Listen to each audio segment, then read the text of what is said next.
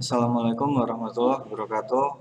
Pada kesempatan kali ini saya akan menjelaskan bagaimana mengkonfigurasi load balancing pada router mikrotik ya. Langsung saja.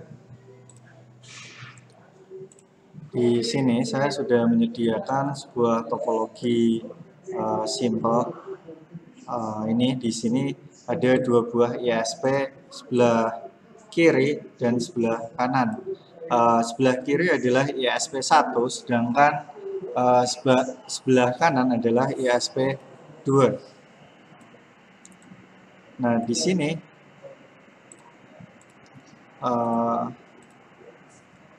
ISP1 sudah saya kasih tahu bahwa IP-nya adalah sekian, ISP2 IP-nya adalah sekian. Di ISP1 anggap aja ISP1 itu adalah si IndiHome, kemudian ISP2 adalah si BISnet gitu. Dan ini nanti akan terhubung dengan sebuah router mikrotik milik saya gitu. Anggap aja milik saya di sini. Yang kemudian akan saya pakai untuk menghubungkan PC saya dengan PC Ubuntu desktop. Nah, gimana caranya? Pertama bisa kalian lihat ya di sini.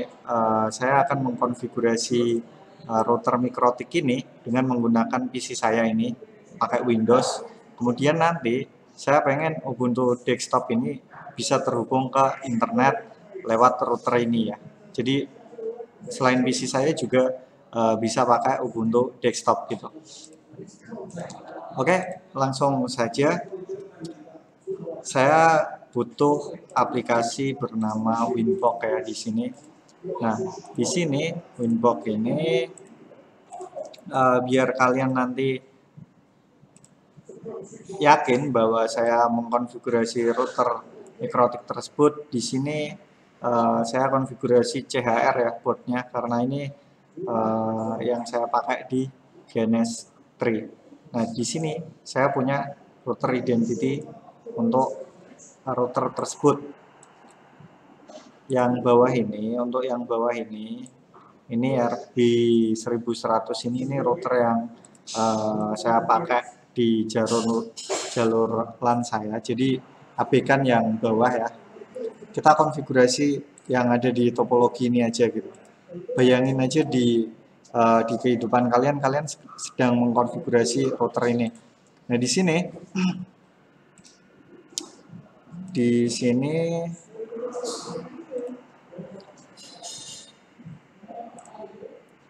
nah, kita buka dulu router mikrotik ini pakai remote ya. Di sini langsung pakai solar putih ini. Saya ganti identitinya biar nanti beneran kalian yakin bahwa saya itu ngonfig ini beneran. Nah, di sini untuk loginnya passwordnya usernya adalah admin, passwordnya kosong. Nah, kemudian saya pengen ganti namanya dulu, identitasnya ada di sistem, kalau nggak salah sistem, kemudian identity, set, bentar, print dulu, namanya mikrotik. Sekarang saya pengen ganti set name jadi router saya gitu, R saya ya. Oke, saya enter. Sekarang saya coba print, bener ya, namanya udah ganti. Router saya di sini ada router saya ya. Kemudian kita coba cek lagi, kita refresh di Winbox, ganti nggak? Dan ternyata ganti router saya. Jadi saya akan mengkonfigurasi router ini ya, gimana nanti router ini itu bisa terhubung ke dua ISP sekaligus. Jadi kalau ada satu ISP yang mati, entah yang ini mati, masih bisa terhubung ke internet pakai ini. Begitu juga kebalikannya, kalau ini mati, maka connect ke internet lewat ISP1. Ini keuntungan pakai load balancing ya. Oke, gimana caranya? Kita buka Winbox, kita login ke mikrotik, username-nya adalah admin, passwordnya kosong. Kemudian kita tambahkan dulu IP address. Sesuai topologi ini harus satu subnet ya, satu subnet. Biasanya ISP itu memberikan IP secara otomatis, jadi bisa pakai IP DHCP client. Tapi buat kali ini di sini saya nggak pengen pakai IP DHCP client, tapi pakai IP address. Jadi statis di sini tetap IP-nya adalah 192.168.137. Karena gateway-nya 1, maka saya pakai 254 aja /24 untuk Ethernet 1. Jadi di Ethernet 1 sini nanti IP-nya adalah ini ETH1 di sini 192.168.137.254 gitu ya. Kemudian di sebelah kanan sini sebelah kanan ya, di bagian sini ini ada 192.168.49.254 juga gitu. Ini nanti sesuai saya samakan subnetnya, karena ini satu network, ini satu network gitu. Saya harap paham ya. Ini biar terhubung. Jadi saya samakan.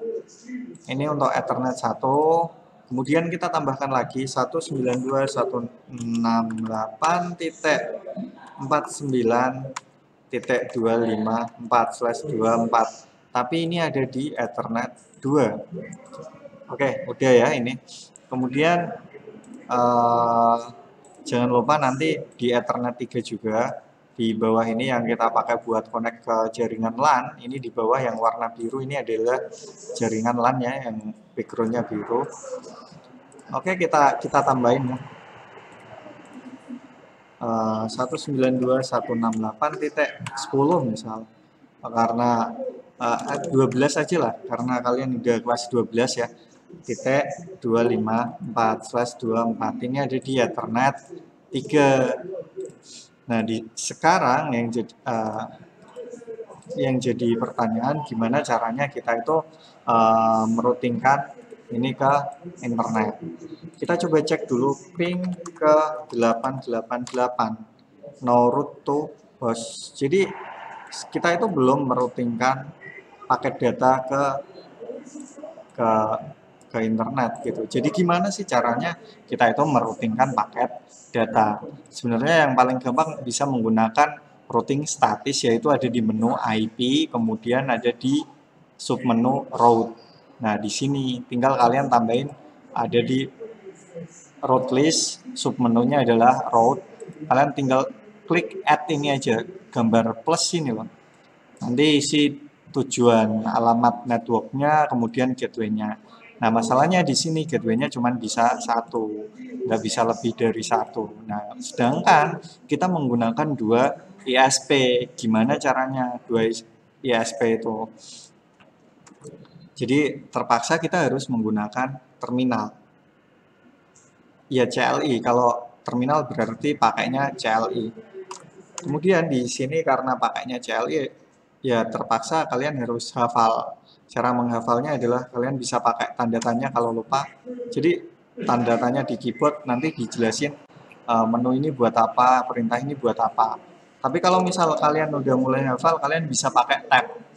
Tab nanti di sini tabulasi ya pada keyboard, nanti dijelasin ada perintah apa aja di folder ini gitu. Oke, saya ulangin lagi. Jadi pertama kita harus masuk ke IP, kemudian route untuk routing statis. Jadi masuk ke menu IP, folder IP ya, atau menu IP, kemudian route. Bener kan? Route kan? Masuk. Kemudian saya lupa di dalamnya ada apa aja. Saya tab. Oh, ternyata ada menu ini gitu. Ada perintah ini. Tapi saya nggak tahu kegunaannya buat apa aja. Saya tanda tanya, saya ketik di keyboard tanda tanya. Nah, dijelasin, add itu untuk membuat sebuah item baru. Cache nggak ada, check nggak ada, comment, set static route comment. Jadi nambahin komentar aja gitu. Nah, sekarang saya butuh add ya. Saya tambahin item baru, tapi add itu terus nanti saya ngapain kalau udah add? Saya lupa kan, saya tap lagi gitu. Nah, di dalam add ternyata kita bisa menambahkan destination address. Atau kita coba add terus enter. Dan nggak bisa ya, karena ini adalah sebuah perintah.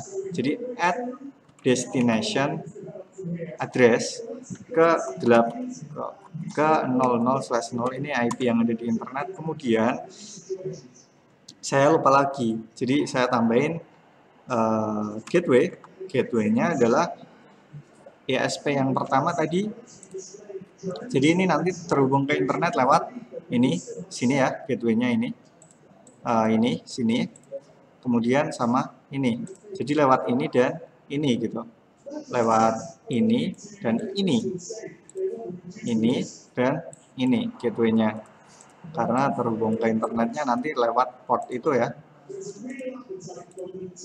Oke, gateway-nya tadi berapa? 192.168.137.1, sama 192.168.49.2 spasi. Nah, masalahnya kita kan nggak tahu nanti kalau ada satu yang trouble, cara ngeceknya gimana? Kalau misal ada ISP yang mati, cara ngeceknya kita pakai ping. Nah, di sini kita menggunakan cek gateway, ngeceknya pakai ping. Jadi kalau ada gateway yang ternyata di ping sama si router ini kok nggak membalas, berarti nanti ya jangan pakai gateway tersebut gitu. Ya udah tambahin, dan kemudian di sini ada ini ya, di sini tadi saya klik muncul ini ada 2 gateway. Kalau kalian pakai konfigurasi standar yang pakai tombol plus di sini, ini ya, tombol plus ini yang ada di menu ini, kalian nggak akan bisa menambahkan 2 gateway seperti ini. Jadi wajib pakai CLI gitu ya. Kenapa ini pakai CLI? Alasannya gitu. Apakah ini lebih susah? Enggak, ini sama aja. Jadi enggak susah, sama aja kok. Oke, itu sekarang kita coba cek ping. Kita keluar dulu pakai titik 2 ya buat up folder, titik 2 sampai keluar di terminal. Kita coba cek ping ke berapa ya? Ping ke 8 dulu ya. IP yang ada di internet. Nah, ini kan connect ya. Ini connect. Kalau misal untuk interface-nya saya matikan salah satu, jadi ini yang gambar ini di sini saya matikan salah satu, ETH1 dulu. Apakah bisa terhubung ke internet gitu? ETH1 dulu, apakah bisa terhubung ke internet?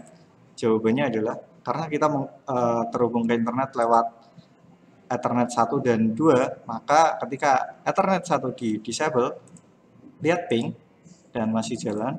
Ketika Ethernet 2 di disable, lihat ping dan mati. Ya kalau dua-duanya nggak bisa ya. Duh,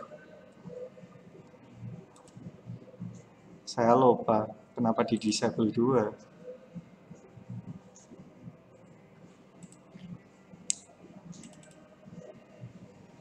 Benar, saya nyalakan dari sini.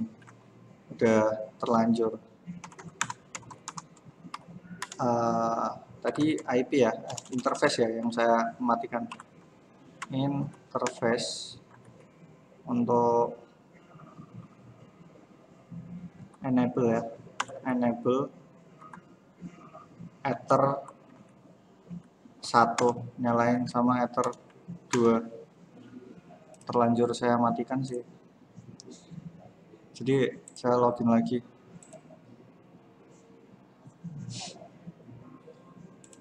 Kalau ini saya ulangin ping ke 88. Jadi kalau Ethernet 2-nya kita disable,